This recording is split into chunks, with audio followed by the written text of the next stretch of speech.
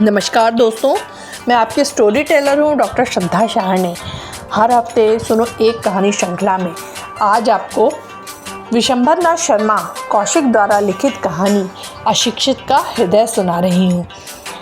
इस कहानी में कहानी का नायक एक नीम के पेड़ से अत्यधिक प्रेम करता है। यह नीम का पेड़ उसके पिताजी ने लगाया हुआ है। इस नीम के पेड़ को कटने से बचाने के लिए वह लोगों को मरने मारने के लिए भी तैयार है। यदि आपको यह कहानी सुनने में अच्छी लगे तो ज़रूर किसी पास की लाइब्रेरी में जाकर इसे पढ़ने का आनंद उठाइएगा। और आपसे यह भी निवेदन है कि मेरे चैनल को अधिक से अधिक सब्सक्राइब करें, कहानियों को अपने मित्रों को अधिक से अधिक शेयर करें और कहानी के अच्छे या बुरे लगने पर रिव्यूज़ कमेंट बॉक्स में ज़रूर डालें। बूढ़ा मनोहर सिंह विनीत भाव से बोला, सरकार अभी तो मेरे पास रुपए है नहीं, होते तो दे देता। ऋण का पाप तो देने ही से कटेगा, फिर आपके रुपए को कोई जोखिम नहीं। मेरा नीम का पेड़ गिरवी धरा हुआ है, वह पेड़ कुछ ना होगा तो 25-30 रुपए का होगा। इतना पुराना पेड़ गांव भर में दूसरा नहीं। ठाकुर शिवपाल सिंह बोले, 1.5 साल का ब्याज मिलाकर कुल 25 रुपए होते हैं। यह रुपया अदा कर दो, नहीं तो हम तुम्हारा पेड़ कटवा लेंगे। मनोहर सिंह कुछ घबरा कर बोला, अरे सरकार ऐसा अंधेर ना कीजिएगा, पेड़ ना कटवाइएगा। रुपए मैं दे ही दूंगा, यदि न भी दें तो पेड़ आपका हो जाएगा, पर मेरे ऊपर इतनी दया कीजिएगा कि इसे कटवाइएगा नहीं।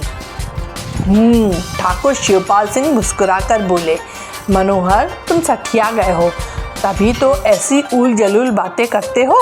भला जो पेड़ कटवाया न जाएगा तो हमारे रुपए कैसे निकलेंगे? मनोहर सिंह बोला, अन्नदाता आपके रुपए तो जहाँ तक होगा मैं दे ही दूंगा। ठाकुर ने कहा, अच्छा अब ठीक ठीक बताओ कि रुपए कब तक दे दोगे? मनोहर सिंह कुछ देर सोच कर बोला, 1 सप्ताह में दे दूंगा। ठाकुर ने कहा, अच्छा स्वीकार है, 1 सप्ताह में अवश्य दे देना, नहीं तो पेड़ हमारा हो जाएगा। हमारी जो इच्छा होगी वह करेंगे, चाहे कटवाएंगे चाहे रखेंगे। मनोहर सिंह ने कहा, और चाहे जो कीजिएगा इसे कटवाइएगा नहीं, इतनी आपसे प्रार्थना है। ठाकुर साहब ने कहा, खैर हमारा जो जी चाहेगा करेंगे, तुम्हें फिर कुछ कहने का अधिकार नहीं रहेगा। मनोहर सिंह की आयु 55 वर्ष के लगभग है। अपनी जवानी उसने फौज में व्यतीत की थी। इस समय वह संसार में अकेला है, उसके परिवार में कोई नहीं। गांव में 2-1 दूर दूर के रिश्तेदार रहते हैं, उन्हीं के यहाँ अपना भोजन बनवा लेता है। न कहीं आता है न कहीं जाता है। दिन रात अपने टूटे फूटे मकान में पड़ा ईश्वर भजन किया करता है। 1 वर्ष पूर्व उसे कुछ खेती कराने की सनक सवार हुई थी। उसने ठाकुर शिवपाल सिंह की कुछ भूमि लगान पर लेकर खेती कराई भी थी, पर उसके दुर्भाग्य से उस साल अनावृष्टि के कारण कुछ पैदावार न हुई। ठाकुर शिवपाल सिंह का लगान न पहुंचा। मनोहर सिंह को जो कुछ पेंशन मिलती थी वह उसके भोजन वस्त्र भर ही को होती थी। अंत में जब ठाकुर साहब को लगान न मिला तो उन्होंने उसका एक नीम का वृक्ष जो उसकी झोपड़ी के द्वार पर लगा था गिरवी रख लिया। यह नीम का वृक्ष बहुत पुराना और उसके पिता के हाथ का लगाया हुआ था। मनोहर सिंह को 1 सप्ताह का अवकाश दिया गया। उसने बहुत कुछ की, 2-4 आदमियों से कर्ज मांगा, पर किसी ने उसे रुपए न दिए। लोगों ने सोचा वृद्ध आदमी है, न जाने कब ढुलक जाए, ऐसी दशा में रुपया किससे वसूल होगा। मनोहर चारों ओर से हताश होकर बैठ गया और धड़कते हुए हृदय से सप्ताह व्यतीत होने की राह देखने लगा। दोपहर का समय है। मनोहर सिंह एक चारपाई पर नीम के नीचे लेटा हुआ है। नीम की शीतल वायु के झोंकों से उसे बड़ा सुख मिल रहा है। वह पड़ा पड़ा सोच रहा है कि परसों तक यदि रुपए न पहुँचेंगे तो ठाकुर साहब इस पेड़ को कटवा डालेंगे। यह पेड़ मेरे पिता के हाथ का लगाया हुआ है, मुझे और मेरे परिवार को दातून और छाया देता रहा है। इसको ठाकुर साहब कटवा डालेंगे। यह विचार मनोहर सिंह को ऐसा दुखदाई प्रतीत हुआ कि वह चारपाई से उठकर बैठ गया और वृक्ष की ओर मुंह करके बोला, यदि संसार में किसी ने मेरा साथ दिया है तो तूने, यदि संसार में किसी ने निस्वार्थ भाव से मेरी सेवा की है तो तूने। अब भी मेरी आंखों के आगे वह दृश्य आ जाता है जब मेरे पिता तुझे सींचा करते थे। तू उस समय बिल्कुल बच्चा था। मैं तेरे लिए तालाब से पानी भरकर लाया करता था।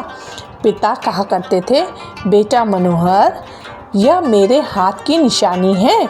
इससे जब जब तुझे और तेरे बाल बच्चों को सुख पहुँचेगा तब तब मेरी याद आएगी। पिता का देहांत हुए 40 वर्ष व्यतीत हो गए।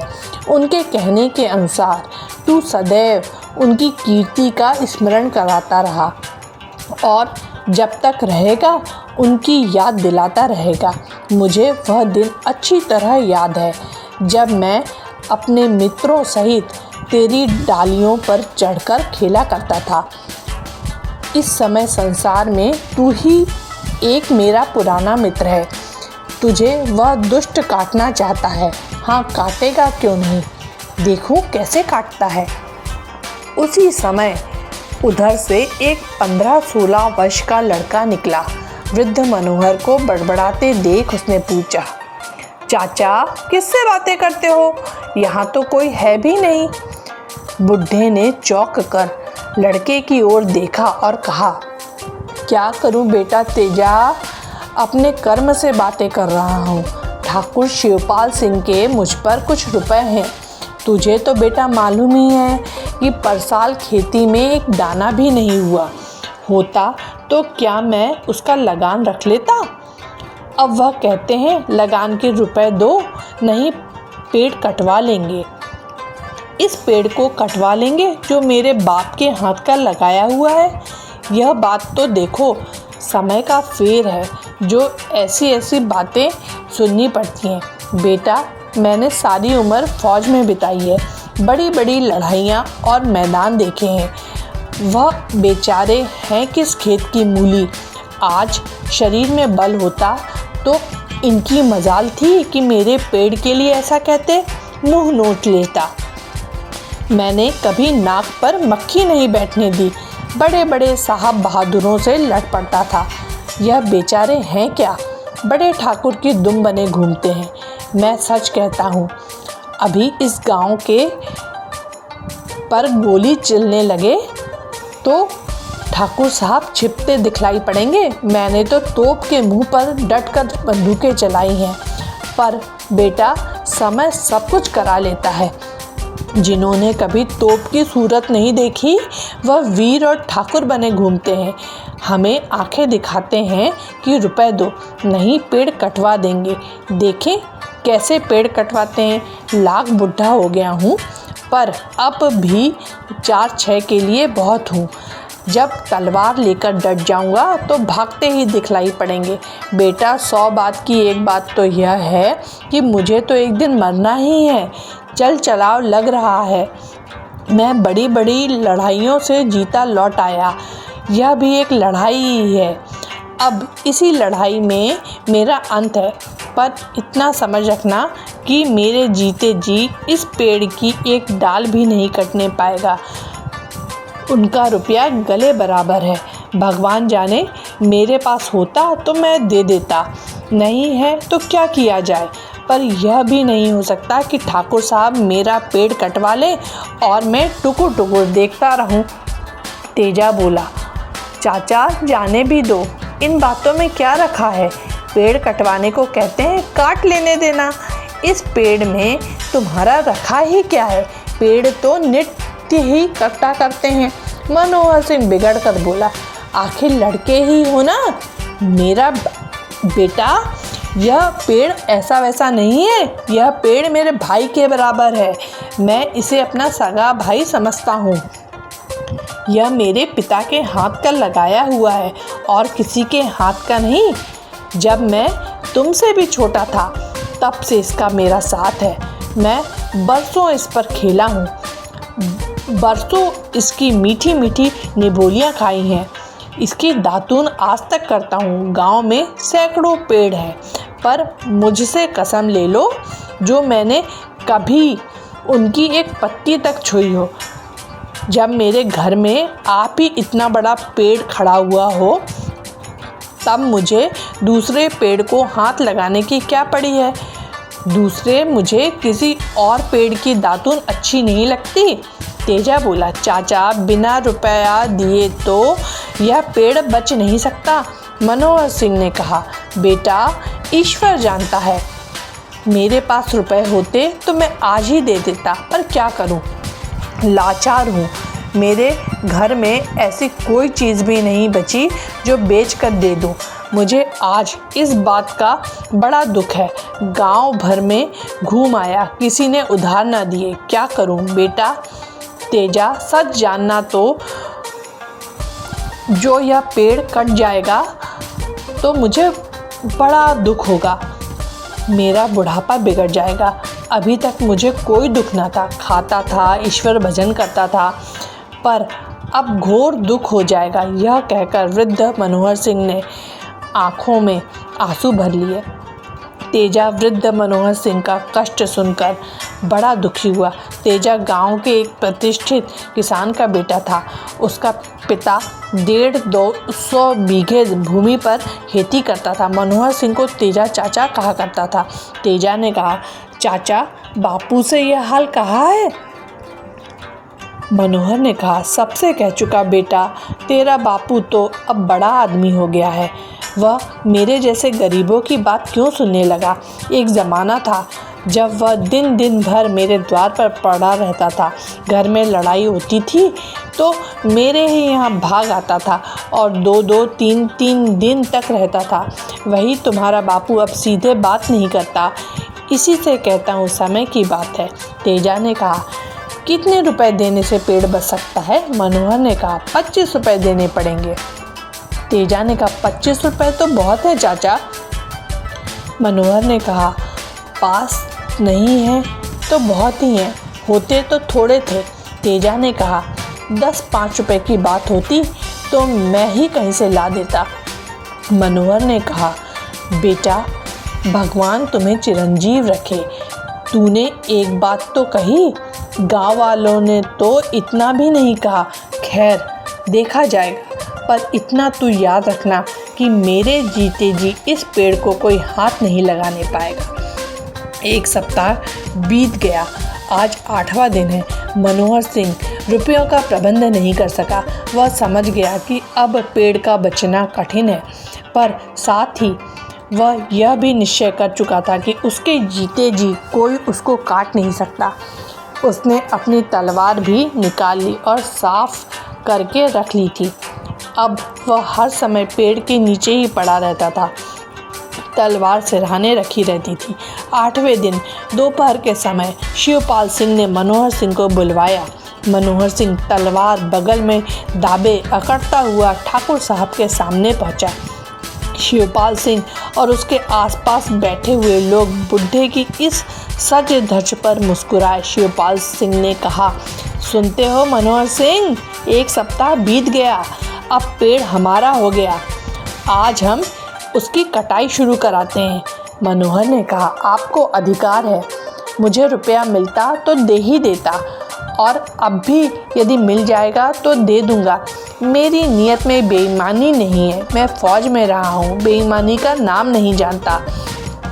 शिवपाल ने कहा, अब हम उसे कटवा लें ना?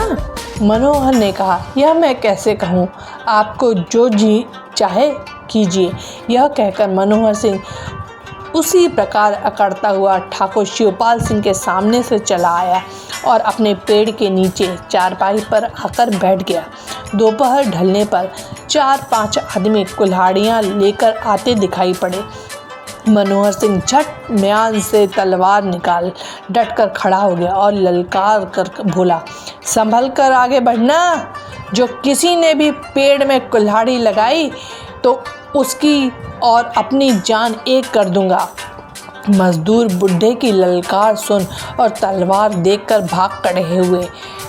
जब शिवपाल सिंह को यह बात मालूम हुई तब पहले तो वे बहुत हंसे, परंतु पीछे कुछ सोचकर उनका चेहरा क्रोध से लाल हो गया।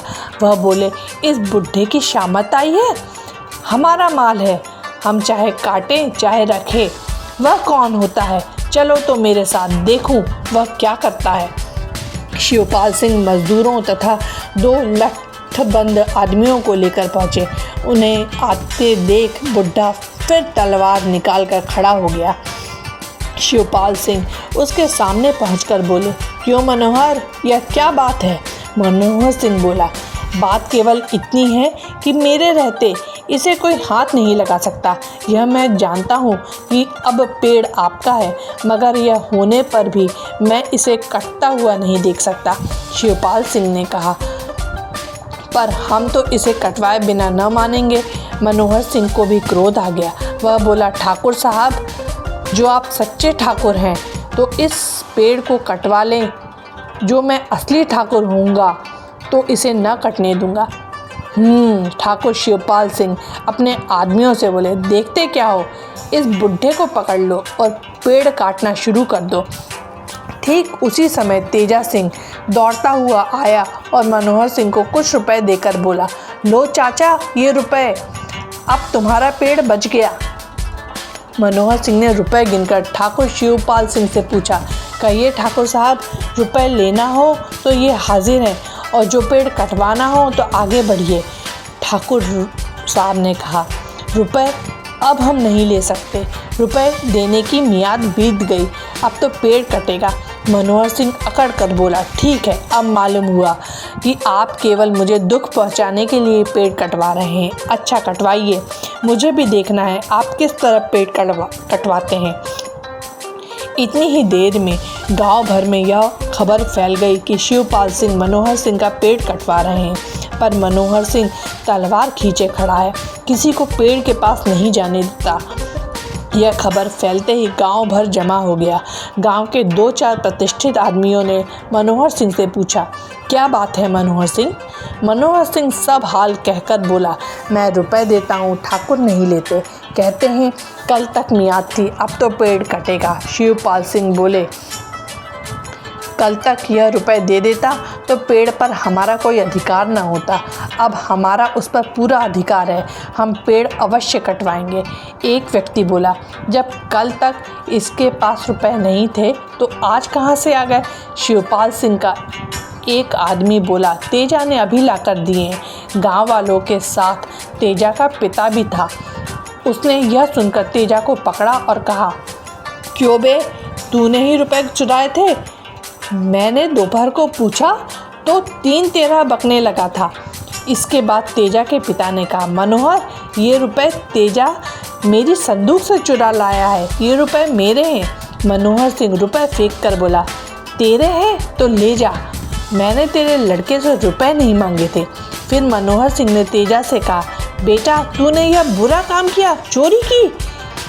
राम, बुढ़ापे में मेरी नाक कटाने का काम किया, ये लोग समझेंगे मैंने ही चुराने के लिए तुझसे कहा होगा। तेजा बोला, चाचा, मैं गंगा उठाकर कह सकता हूँ कि तुमने मुझसे रुपए मांगे तक नहीं, चुराने के लिए कहना तो बड़ी दूर की बात है। शिवपाल सिंह ने हंसकर कहा, क्यों मनोहर, अब रुपए कहाँ हैं, लाओ, रुपए ही लाओ, मैं रुपया लेने को तैयार हूँ। अब या तो अभी रुपए दे दो या सामने से हट जाओ, झगड़ा करने से कोई लाभ नहीं होगा। मनोहर सिंह बोला, ठाकुर साहब, इन तानों से क्या फ़ायदा, रुपए मेरे पास नहीं है, लेकिन पेड़ में कटने नहीं दूंगा। शिवपाल सिंह उपस्थित लोगों से बोले, आप लोग इस बात को देखिए और न्याय कीजिए, मियाद कल तक की थी, मैं आज भी रुपए लेने को तैयार हूँ, अब मेरा अपराध नहीं, यह बुढ़ा व्यर्थ झगड़ा कर रहा है। तेजा सिंह यह सुनते ही आगे बढ़ा और अपनी अंगुली से सोने की अंगूठी उतारकर शिवपाल सिंह से बोला, ठाकुर साहब, यह अंगूठी 1 तोले की है, आपके रुपए इससे निकल आवेंगे, आप यह अंगूठी ले जाइए। इस अंगूठी पर बापू का कोई अधिकार नहीं। यह अंगूठी मुझे मेरी नानी ने दी थी। सब लोग लड़के की बात सुनकर दंग हो गए। यह देख तेजा सिंह का पिता आगे बढ़ा और बोला, ठाकुर साहब लीजिए ये 25 रुपये और अब इस पेड़ को छोड़ दीजिए। आप अभी कह चुके हैं कि रुपए मिल जाए तो पेड़ छोड़ देंगे, अतएव अपने वचन का पालन कीजिए। ठाकुर साहब के चेहरे का रंग उड़ गया। उन्हें विश्वास हो गया था कि अब मनोहर सिंह को रुपए मिलना असंभव है। इसी से उन्होंने केवल अपनी उदारता दिखाने के लिए रुपए लेना स्वीकार किया था। अब वह कुछ न कह सके, कारण उन्होंने 25-30 आदमियों के सामने रुपए लेना स्वीकार कर लिया था। वह रुपए लेकर चुपचाप चले गए। ठाकुर साहब के चले जाने के बाद मनोहर सिंह ने तेजा सिंह को बुलाकर छाती से लगाया और कहा, बेटा इस पेड़ को तूने ही बचाया, अतः मैं तुझी को यह पेड़ देता हूँ। मुझे विश्वास हो गया है कि मेरे पीछे तू इस पेड़ की पूरी रक्षा कर सकेगा। तेजा से यह कहकर उपस्थित लोगों से कहा, भाइयों मैं तुम सबके सामने यह पेड़ तेजा सिंह को देता हूँ। तेजा को छोड़कर इस पर किसी का कोई अधिकार ना रहेगा। फिर तलवार म्यान में रखते हुए आप ही आप कहा, पर मेरे जीते जी कोई पेड़ में हाथ नहीं लगा सकता था। अपनी और उसकी जान एक कर देता।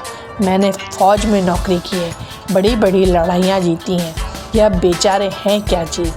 यदि आपको यह कहानी सुनने में अच्छी लगी हो तो ज़रूर इसे अपने दोस्तों को शेयर कीजिएगा। धन्यवाद।